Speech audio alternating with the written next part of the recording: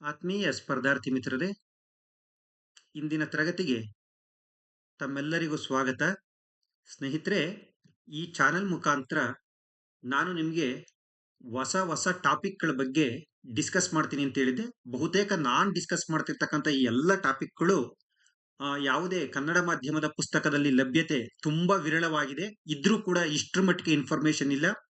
ನಾನು ತುಂಬಾ ಮಾಹಿತಿಗಳನ್ನ ಕಲೆ ಹಾಕಿ ನಿಮಗೆ ಕೊಟ್ಟ ಮಾತಿನಂತೆ ಅತಿ ಹೆಚ್ಚು ವಿಚಾರಗಳು ಅಂದ್ರೆ ಆ ಟಾಪಿಕ್ ಬಗ್ಗೆ ಯಾವುದೇ ಪ್ರಶ್ನೆಗಳು ಬಂದರೂ ಕೂಡ ನೀವು ಉತ್ತರ ಬರೆಯುವಂತೆ ಸಿದ್ಧರಾಗುವಂತೆ ಮಾಹಿತಿಯನ್ನ ಕಲೆ ಹಾಕಿ ಟೀಚ್ ಮಾಡ್ತಾ ಇದ್ದೀನಿ.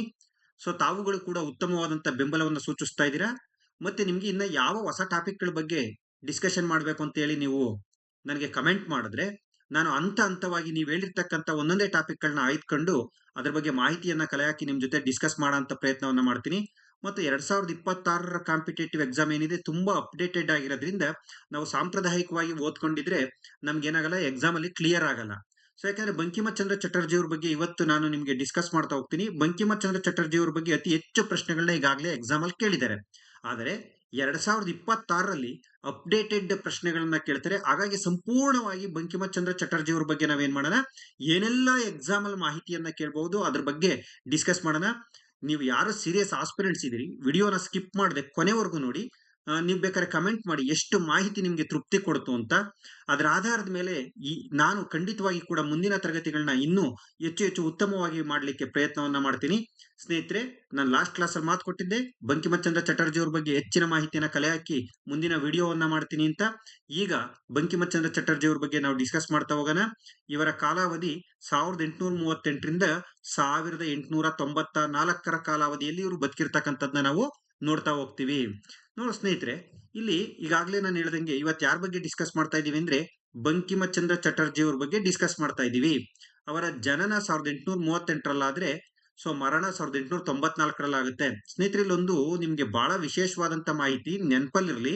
ಇವರು ಬಂಕಿಮಚಂದ್ರ ಚಟರ್ಜಿ ಅಲ್ಲ, ಇವರ ಮೂಲ ಹೆಸರು ಬಂಕಿಮಚಂದ್ರ ಚಟ್ಟೋಪಾಧ್ಯಾಯ ಅಂತ. ಬಂಕಿಮಚಂದ್ರ ಚಟ್ಟೋಪಾಧ್ಯಾಯ, ಬಂಕಿಮಚಂದ್ರ ಚಟ್ಟೋಪಾಧ್ಯಾಯ ಅಂತ ಇವರ ಮೂಲ ಹೆಸರು. ಇದು ನಿಮಗೆ ನೆನಪಲ್ಲಿರ್ಲಿ. ಬಂಕಿಮಚಂದ್ರ ಚಟ್ಟೋಪಾಧ್ಯಾಯ ಅಂದ್ರೂ ಕೂಡ ಇವರೇ. ಬ್ರಿಟಿಷರಿಗೆ ಉಚ್ಚಾರಣೆ ಬಾರದೇ ಇರೋದ್ರಿಂದ ಬ್ರಿಟಿಷರು ಏನ್ ಮಾಡ್ತಾರೆ, ಬಂಕಿಮಚಂದ್ರ ಚಟರ್ಜಿ ಚಟರ್ಜಿ ಚಟರ್ಜಿ ಅಂತಾನೆ ಪಾಪ್ಯುಲರ್ ಮಾಡ್ಬಿಡ್ತಾರೆ ಇವ್ರನ್ನ. ಹಾಗಾಗಿ ಇವರ ಮೂಲ ಹೆಸರು ಬಂಕಿಮಚಂದ್ರ ಚಟ್ಟೋಪಾಧ್ಯಾಯ.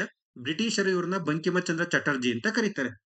ಹಾಗಾದ್ರೆ ನಿಮಗೆ ಗೊತ್ತಲ್ಲ ಇವತ್ತಿನ ಪ್ರಶ್ನೆಗಳೆಲ್ಲವೂ ಹೇಗಿರುತ್ತೆ. ಎ ಬಿ ಸರಿ, ಬಿ ಸಿ ಸರಿ, ಎ ಬಿ ಸಿ ಸರಿ, ಅಥವಾ 1 ಹೇಳಿಕೆ ಸರಿ, 2 ಹೇಳಿಕೆ ಸರಿ, 3 ಹೇಳಿಕೆ ಸರಿ, 4 ಹೇಳಿಕೆ ಸರಿ, ಅಥವಾ ಎ ಸರಿಯಾಗಿದೆ, ಆರ್ ಸರಿಯಾಗಿದೆ, ಎಗೆ ಆರ್ ಕಾರಣವಾಗಿದೆ, ಅಥವಾ ಎಗೆ ಆರ್ ಕಾರಣವಾಗಿಲ್ಲ, ಎ ಸರಿ, ಆರ್ ತಪ್ಪು, ಎ ತಪ್ಪು, ಆರ್ ಸರಿ, ಈ ತರ ಡಿಫ್ರೆಂಟ್ ಆಗಿ ಪ್ರಶ್ನೆಗಳನ್ನ ಕೇಳ್ತಾರೆ. ನೀವು ಅಬ್ಸರ್ವ್ ಮಾಡಿದೀರಾ? ಇಂಥ ಪ್ರಶ್ನೆಗಳಿಗೆ ಉತ್ತರ ಬರೀಬೇಕು ಅಂದ್ರೆ ಒಂದೆರಡು ಲೈನ್ ಅಲ್ಲಿ ನಾವು ಓದ್ಕೊಂಡ್ರೆ ಆಗಲ್ಲ. ಅವರ ಬಗ್ಗೆ ಈಗ ಬಂಕಿಮಚಂದ್ರ ಚಟರ್ಜಿ ಅವ್ರ ಬಗ್ಗೆ 4 ಆಪ್ಷನ್ಗಳನ್ನ ನಮ್ಗೆ ಇಟ್ಟಿದ್ದಾರೆ ಅಂದ್ರೆ ಅಷ್ಟು ಸಮಗ್ರವಾದಂತ ನಾಲೆಡ್ಜ್ ನಮ್ ತಲೆಯಲ್ಲಿ ಇರಬೇಕು. ಎಂತ ಪ್ರಶ್ನೆ ಕೇಳಿದ್ರು ಉತ್ತರ ಬರೀಬಹುದು. ಹಾಗಾಗಿ ಮೊದಲಿಗೆ ನಿಮ್ಗೆ ತಿಳಿದಿರಬೇಕಾದಂತ ಅಂಶ ಏನು ಅಂದ್ರೆ, ಇವರು ಬಂಗಾಳದ ನೈಹಾತಿಯಲ್ಲಿ ಜನಿಸ್ತಕ್ಕಂಥವ್ರು. ಇವರು ಬಂಗಾಳ ಪ್ರಾಂತ್ಯದಲ್ಲಿ ಜನಿಸ್ತಾರೆ. ಇವರ ಜನ್ಮಸ್ಥಳ ನೈಹಾತಿ ಅಂತ ಒಂದು ಪ್ರಾಂತ್ಯದಲ್ಲಿ ಬರ್ತಕ್ಕಂಥದ್ದನ್ನ ನಾವು ನೋಡ್ತಾ ಹೋಗ್ತೀವಿ. ಹಾಗಾಗಿ ಫಸ್ಟ್ ಪಾಯಿಂಟ್ ಬಂಗಾಳದ ನೈಹಾತಿ ಮೈಂಡ್ ಅಲ್ಲಿ ಸ್ಟೋರ್ ಮಾಡ್ಕೊಳ್ಳಿ. ಸೊ ಆಮೇಲೆ ವಿಡಿಯೋನ ಪಾಸ್ ಮಾಡ್ಕೊಂಡು ನೋಟ್ಸ್ ಮಾಡ್ಕೊಳ್ಳಿ. ಇವರು ಶ್ರೇಷ್ಠ ಬಂಗಾಳಿ ಕಾದಂಬರಿಕಾರ. ಇವರು ಶ್ರೇಷ್ಠ ಬಂಗಾಳಿ ಕಾದಂಬರಿಕಾರ, ಶ್ರೇಷ್ಠ ಬಂಗಾಳಿ ಕಾದಂಬರಿಕಾರ ಮತ್ತು ಕವಿ ಮತ್ತು ಪತ್ರಕರ್ತರೂ ಆಗಿದ್ದರು. ಇದು ಗೊತ್ತಿರ್ಬೇಕು ನಿಮ್ಗೆ. ಬಂಗಾಳಿ ಕಾದಂಬರಿಕಾರರು ಹೌದು, ಕವಿಯೂ ಹೌದು, ಪತ್ರಕರ್ತರೂ ಹೌದು. ಇವರು ಶ್ರೇಷ್ಠ ಬಂಗಾಳಿ ಕಾದಂಬರಿಕಾರರು, ಕವಿ ಮತ್ತು ಪತ್ರಕರ್ತರಾಗಿದ್ರು. ಇವರ ಬಿರುದೇನು ಅಂತ ಎಕ್ಸಾಮ್ ಅಲ್ಲಿ ಕೇಳ್ತಾರೆ. ಬಿರುದುಗಳ ಬಗ್ಗೆ ನಿಮ್ಗೆ ನೆನಪಿರ್ಲಿ, ಸಾಹಿತ್ಯ ಸಾಮ್ರಾಟ್ ಅಂತ ಕರಿತಾ ಇದ್ರು ಇವ್ರನ್ನ. ಅಂದ್ರೆ ಎಂಪರರ್ ಆಫ್ ಲಿಟ್ರೇಚರ್. ಇಂಗ್ಲಿಷ್ ಅಲ್ಲೂ ಕೂಡ ನೋಡ್ಕೊಂಡಿರ್ರಿ, ಯಾಕಂದ್ರೆ ಕನ್ನಡದಲ್ಲಿ ಕೇಳ್ತಾರೋ ಇಂಗ್ಲಿಷ್ ಅಲ್ಲಿ ಕೇಳ್ತಾರೋ ಬಿರುದು, ಇದೊಂದು ಕನ್ಫ್ಯೂಸ್ ನಮ್ಗೆ. ಹಾಗಾಗಿ ಎರಡರಲ್ಲೂ ಹಾಕಿದೀನಿ ನಾನು. ಸಾಹಿತ್ಯ ಸಾಮ್ರಾಟ್ ಅಥವಾ ಎಂಪರರ್ ಆಫ್ ಲಿಟ್ರೇಚರ್. ಇನ್ನೊಂದು father of modern novel in India. Father of modern novel in India. ಅರ್ಥ ಆಯ್ತಪ್ಪ? ಯಾಕಂದ್ರೆ ಭಾರತದ ಆಧುನಿಕ ಕಾದಂಬರಿಯ ಪಿತಾಮಹ ಅಂತ ಕನ್ನಡದಲ್ಲಿ. ಭಾರತದ ಆಧುನಿಕ ಕಾದಂಬರಿಯ ಪಿತಾಮಹ. 2 ಬಿರುದುಗಳು, ಎಂಪರರ್ ಆಫ್ ಲಿಟ್ರೇಚರ್, ಇನ್ನೊಂದು father of modern novel in India. ಅರ್ಥ ಆಯ್ತಪ್ಪ? ಸೊ ಇಲ್ಲಿ ಕಲ್ಕತ್ತಾದಲ್ಲಿ ಏನೋ ಒಂದು ಹೊಸ ವಿಶ್ವವಿದ್ಯಾಲಯ ಪ್ರಾರಂಭ ಆಯ್ತು. ಆರಂಭದಲ್ಲಿ ಇಬ್ಬರು ವಿದ್ಯಾರ್ಥಿಗಳಿದ್ರು ಅದರಲ್ಲಿ. ಕಲ್ಕತ್ತಾದಲ್ಲಿ ಹೊಸ ವಿದ್ಯಾಲಯ ಪ್ರಾರಂಭವಾದಾಗ ಆರಂಭದಲ್ಲಿ ಇಬ್ರು ವಿದ್ಯಾರ್ಥಿಗಳು, ಅದರಲ್ಲೊಬ್ರು ನಮ್ಮ ಬಂಕಿಮಚಂದ್ರ ಚಟರ್ಜಿ, ಅದರಲ್ಲೊಬ್ರು ನಮ್ಮ ಬಂಕಿಮಚಂದ್ರ ಚಟರ್ಜಿ. ಹಾಗಾಗಿ ಕಲ್ಕತ್ತಾ ವಿಶ್ವವಿದ್ಯಾಲಯದ ಮೊದಲ ಪದವೀಧರರಲ್ಲಿ ಒಬ್ರು. ಸೊ ಅರ್ಥ ಆಯ್ತಾ ನೋಡಿ, ಎಷ್ಟೊಂದು ಪಾಯಿಂಟ್ಗಳನ್ನ ಹೇಳ್ತಾ ಇದ್ದೀನಿ. ಬಂಗಾಳದ ನೈಹಾತಿಯಲ್ಲಿ ಜನಿಸಿದ್ರು.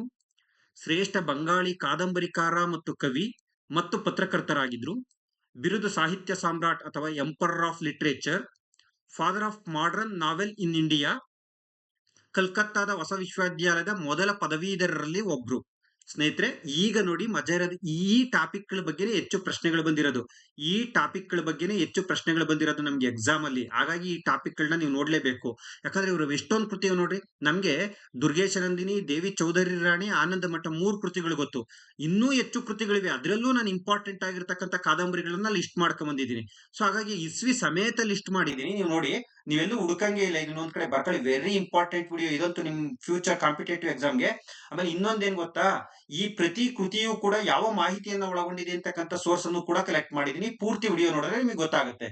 ದುರ್ಗೇಶ ನಂದಿನಿ ಇವರ ಮೊದಲ ಕೃತಿ, ಮೊದಲ ಕಾದಂಬರಿ 1865ರಲ್ಲಿ ಪ್ರಕಟ ಆಯ್ತು. ದುರ್ಗೇಶ ನಂದಿನಿ. ಕಪಾಲ ಕುಂಡಲ, ಯಾಕಂದ್ರೆ 4 ಕಾದಂಬರಿಗಳನ್ನ ಕೊಟ್ಟು ಈ ಕೆಳಗಿನ ಯಾವ ಕಾದಂಬರಿಗಳು ಬಂಕಿಮಚಂದ್ರ ಚಟರ್ಜಿದು ಅಥವಾ ಯಾವುದನ್ನ ಬಂಕಿಮಚಂದ್ರ ಚಟರ್ಜಿ ಬರ್ದಿಲ್ಲ ಅಂತ ಕೇಳೋ ಸಾಧ್ಯತೆ ಇರುತ್ತೆ. ಅಥವಾ ಇವರ ಕಾದಂಬರಿಗಳನ್ನ ಕೊಟ್ಟು ಕಾಲಾನುಕ್ರಮದಲ್ಲಿ ಬರೀರಿ ಅಂತ ಕೇಳ್ಬೋದು. ಯಾಕಂದ್ರೆ ಭಾರತದ ಶ್ರೇಷ್ಠ ಕಾದಂಬರಿಕಾರ ಇವರು. 1866ರಲ್ಲಿ ಕಪಾಲ ಕುಂಡಲ. ಆಮೇಲೆ ಮೃಣಾಲಿನಿ 1869ರಲ್ಲಿ Mrinalini. The poison tree, Vishavriksha, the poison tree 1873ರಲ್ಲಿ. ಅದೇ ವರ್ಷ ಇಂದಿರಾ 1873ರಲ್ಲಿ. ರಾಧಾರಾಣಿ 1876ರಲ್ಲಿ. ಆನಂದ ಮಠ ವೆರಿ ಪಾಪ್ಯುಲರ್ ಕೃತಿ. ಆನಂದ ಮಠ ಇದ್ರ ಬಗ್ಗೆ ನಾನು ಡಿಸ್ಕಸ್ ಮಾಡ್ತೀನಿ ನಿಮ್ಗೆ ಸಪರೇಟ್ ಏನೆಲ್ಲ ಮಾಹಿತಿಯನ್ನು ಒಳಗೊಂಡಿದೆ ಅಂತ ಮುಂದಿನ ಸ್ಲೈಡ್ಗಳಲ್ಲಿ. ಆನಂದ ಮಠ 1882ರಲ್ಲಿ. ದೇವಿ ಚೌಧರಿ ರಾಣಿ ವೆರಿ ಇಂಪಾರ್ಟೆಂಟ್. ಮನೆ ಕೆಇ ಎಸ್ ಡಿ ಎಕ್ಸಾಮ್ ಅಲ್ಲಿ ಕೇಳಿದ್ರು. ಕೆಇಎ ಎಸ್ ಡಿ ಎಕ್ಸಾಮ್ ಅಲ್ಲಿ ಬಂದಿತ್ತು ಪ್ರಶ್ನೆ. ದೇವಿ ಚೌಧರಿ ರಾಣಿ 1884ರಲ್ಲಿ. Kamalakanta 1885ರಲ್ಲಿ.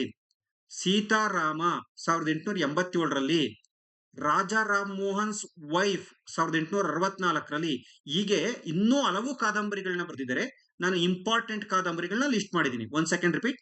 Durgesh Nandini 1, Kapala Kundala 2, Mrinalini 3, the poison tree 4, Indira 5, Radharani 6, Anandamath 7, Devi Chaudhurani 8, Kamalakanta 9, Sitaram 10, Rajaram Mohan's wife 11.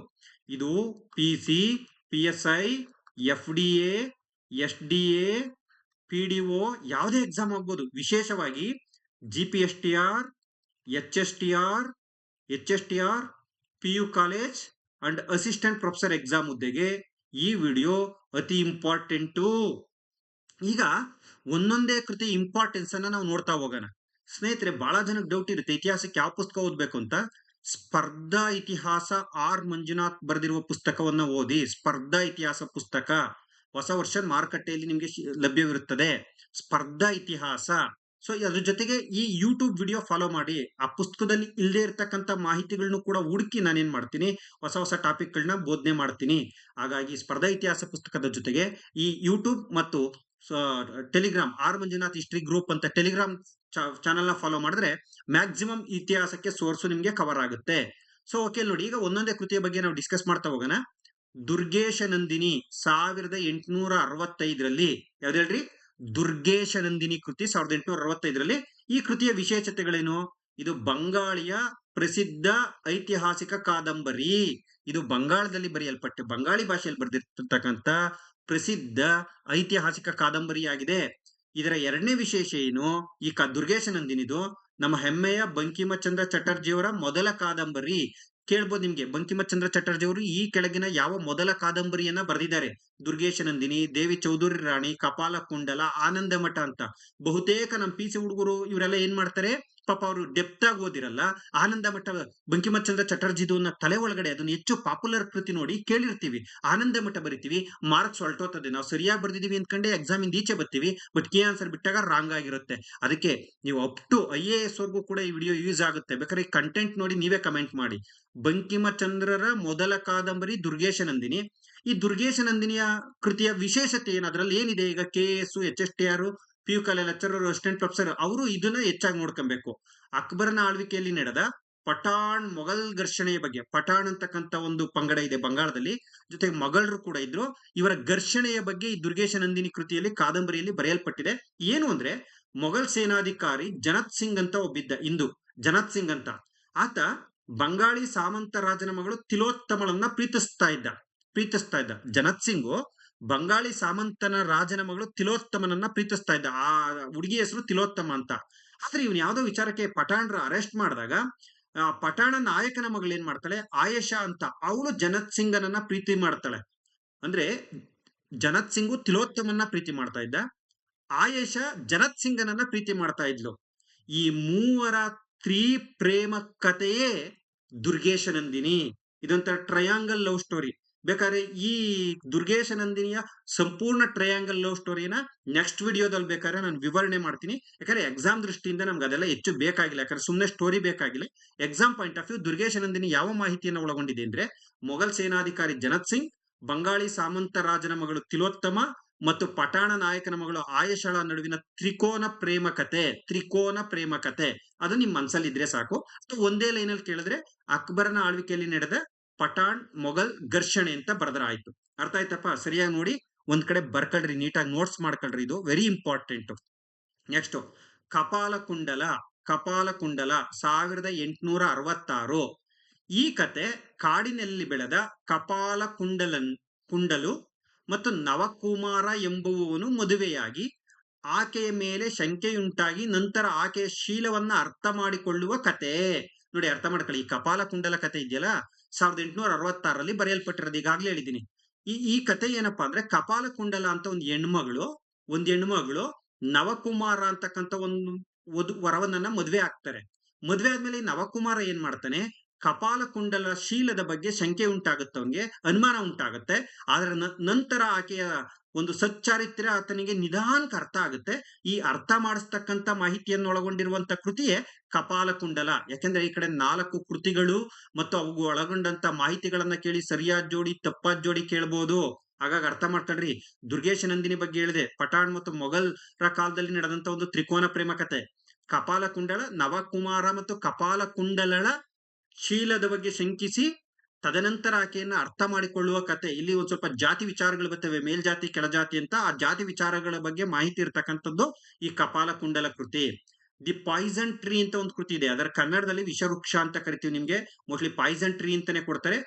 ತಪ್ಪಿ ಯಾರಾದ್ರೂ ಕನ್ನಡ ಟ್ರಾನ್ಸ್ಲೇಟ್ ಮಾಡ್ಬೇಕಾದ್ರೆ ವಿಷವೃಕ್ಷ ಅಂತ ಕೊಟ್ಬಿಟ್ರು, ಅದು ಗೊತ್ತಿರ್ಲಿ ಅಂತ ನಿಮ್ಗೆ ಹಾಕಿದೀನಿ. ವಿಷವೃಕ್ಷ ಅಂತಾರೆ ಅದು ಬಂಗಾಳಿ ಲ್ಯಾಂಗ್ವೇಜ್ ಅಲ್ಲಿ, ನಾನು ವಿಷವೃಕ್ಷ ಅಂತಾನೆ ಹಾಕಿದೀನಿ. 1873 ಈಗಾಗಲೇ ಇಯರ್ ಕೂಡ ಹೇಳಿದೀನಿ.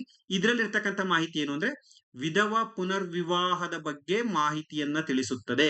ಈ ಕೃತಿ ಹೇಳ್ರಿ, ವಿಧವಾ ಪುನರ್ವಿವಾಹದ ಬಗ್ಗೆ ಮಾಹಿತಿಯನ್ನ ತಿಳಿಸುತ್ತೆ. ದಿ ಪಾಯ್ಸನ್ ಟ್ರೀ ಒಳಗೊಂಡಿರ್ತಕ್ಕಂಥ ಮಾಹಿತಿ ಏನು, ವಿಧವಾ ಪುನರ್ವಿವಾಹ. ಅರ್ಥ ಆಗ್ತದಪ್ಪ?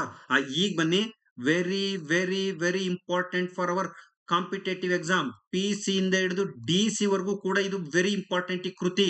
ಇದ್ರ ಬಗ್ಗೆ ಗ್ಯಾರಂಟಿ ವರ್ಷದಲ್ಲಿ ಯಾವ್ದಾದ್ರು ಒಂದ್ ಎಕ್ಸಾಮ್ ಅಲ್ಲಾದ್ರೂ ಪ್ರಶ್ನೆಗಳು ಬಂದೇ ಬರ್ತವೆ.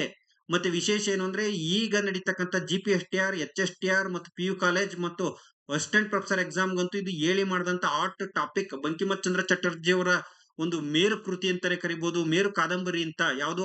ಆನಂದ ಮಠದ ಬಗ್ಗೆ ಮಾತಾಡೋಣ. ಏನು ಆನಂದ ಮಠ? ನಾನು ಲಾಸ್ಟ್ ಕ್ಲಾಸ್ ಅಲ್ಲಿ ಫಕೀರ್ ಸನ್ಯಾಸಿ ದಂಗೆ ಬಗ್ಗೆ ಡಿಸ್ಕಸ್ ಮಾಡಿದೀನಿ. ಯಾರಾದ್ರೂ ಆ ವಿಡಿಯೋ ನೋಡಿಲ್ಲ ಅಂದ್ರೆ ಪ್ಲೇ ಲಿಸ್ಟ್ ಅಲ್ಲಿ ಇರುತ್ತೆ, ಹೋಗಿ ನೋಡ್ ಬನ್ನಿ ವಿಡಿಯೋನ. ಆ ಫಕೀರ್ ಸನ್ಯಾಸಿ, ಆ ಸನ್ಯಾಸಿ ದಂಗೆಯ ಬಗ್ಗೆ ಮಾಹಿತಿ ಕೊಟ್ಟಂತ ಕೃತಿಗಳಲ್ಲೊಂದು ಆನಂದ ಮಠ ಕೃತಿ.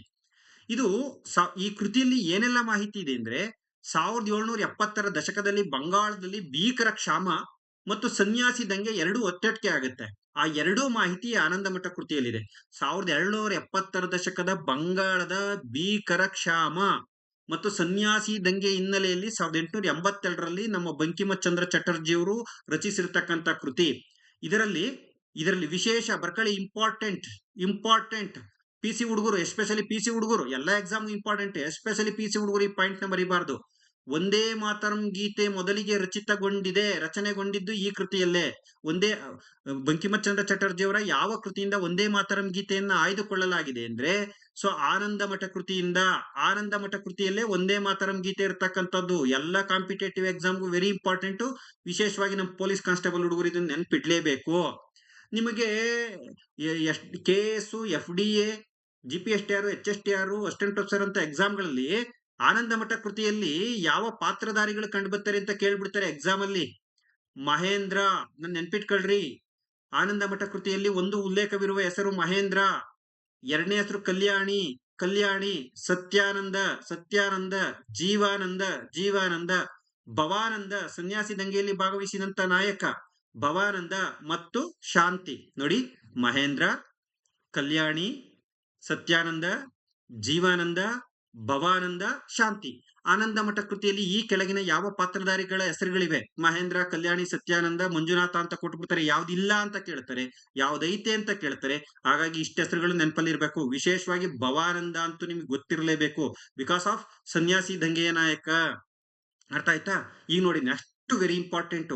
ಈ ಕಾದಂಬರಿಯು ಭಾರತವನ್ನು ದುರ್ಗಾ, ಕಾಳಿ, ಜಗದ್ಧಾತ್ರಿ ದೇವಿಯ 3 ರೂಪಗಳಾಗಿ ಚಿತ್ರಿಸುತ್ತದೆ. ಈ ಕಾದಂಬರಿ ಭಾರತವನ್ನ ಯಾವ ರೂಪಗಳಾಗಿ ಚಿತ್ರಿಸುತ್ತದೆ ಅಂತ ಕೇಳಿದ್ರೆ, ದುರ್ಗಾ, ಕಾಳಿ ಮತ್ತು ಜಗದ್ಧಾತ್ರಿ ದೇವಿಯ 3 ರೂಪಗಳಾಗಿ ಚಿತ್ರಿಸಿದೆ.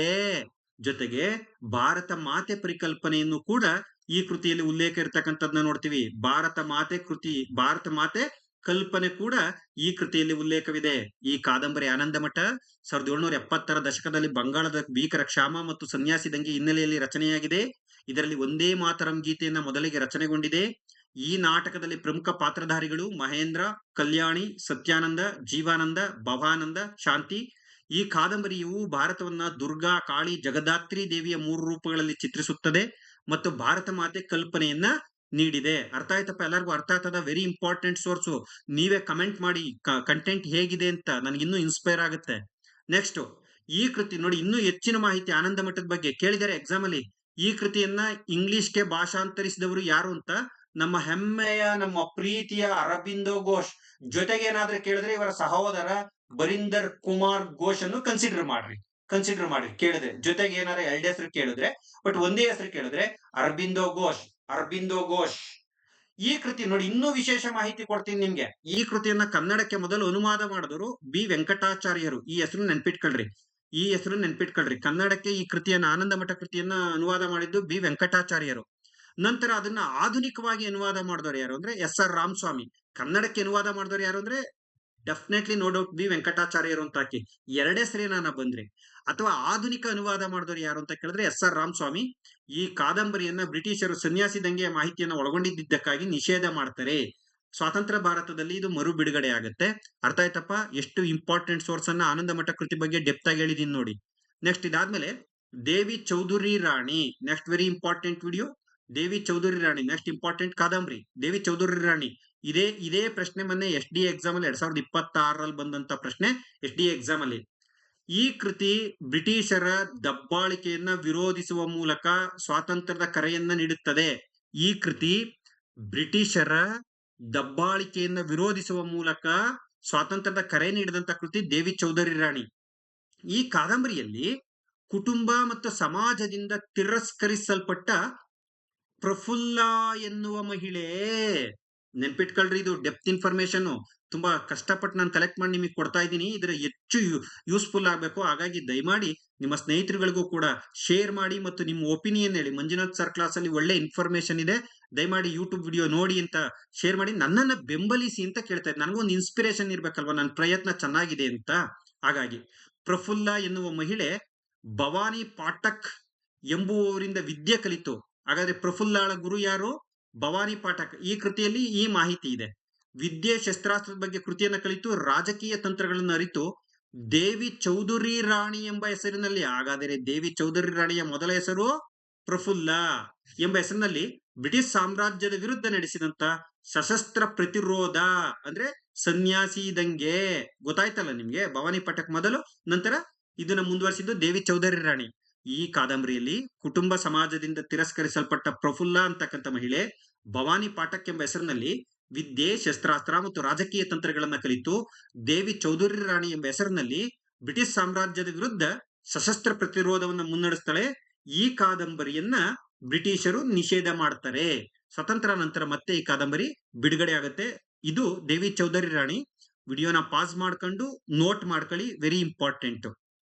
ನೆಕ್ಸ್ಟ್, ರಾಜಾ ಮೋಹನ್ಸ್ ವೈಫ್, ಇನ್ನೊಂದು ವೆರಿ ಇಂಪಾರ್ಟೆಂಟ್ ಕೃತಿ.